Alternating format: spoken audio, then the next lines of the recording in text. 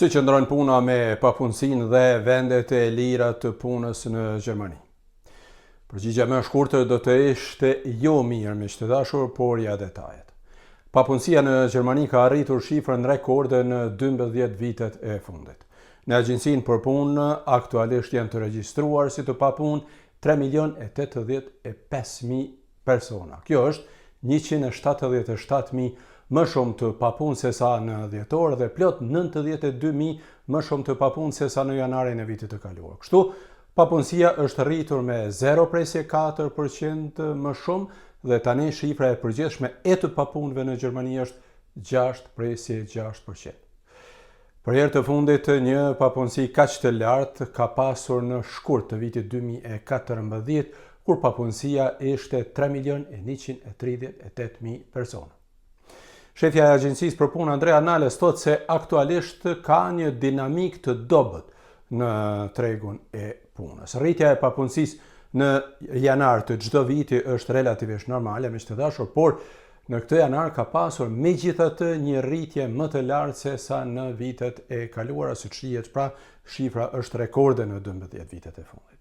Rritja e papunësisë në janar pra është e zakonshme për shkak se në këtë muaj nuk ka punë sezonale, pastaj shumë kompani janë në fakt në bërjen e bilanceve të vitit të kaluar dhe planeve për vitin në vijim, ndërkohë që në fund të një viti zakonisht përfundojnë edhe kontratat e kufizuara të punës, ndërkohë që në janar akoma nuk janë vazhduar kontratat e reja. E siç e dini, në janar nuk ka aktivitete shumë serioze as në industrinë e ndërtimit, në bujqësi dhe në turizëm, përveç në fushën e turizmit malor, kuptohet. Më në fund, shumë kompani në janar hezitojnë pra të marrin punëtorë të rinj, sepse, siç e thash, akoma janë në fazën e planifikimit të punëve për vitin në vijim dhe për shkaqe të ndryshme i shtyen këto punësime, ndërkohë që në fund të vitit të kaluar kanë përfunduar kontratat e kufizuara. Megjithatë, rritja në nivel rekord e papunësisë në 12 vitet e fundit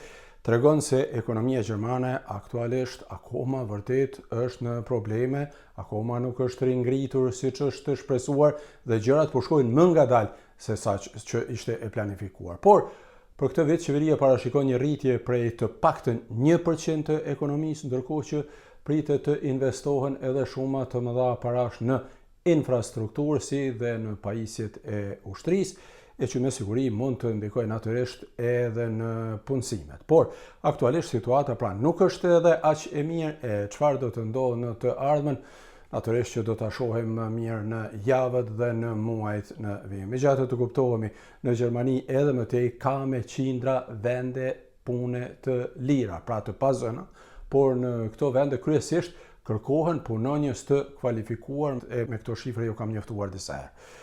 Këto janë pra të dhënat e fundit nga tregu i punës të publikuara sot me 30 janar, e ju nëse doni mund të abonoheni në kanalet e mia dhe mos harroni ta shpërndani këtë video, sepse e di që ka shumë njerëz që janë të interesuar për zhvillimet në tregun e punës në Gjermani. Faleminderit dhe mirupafshim.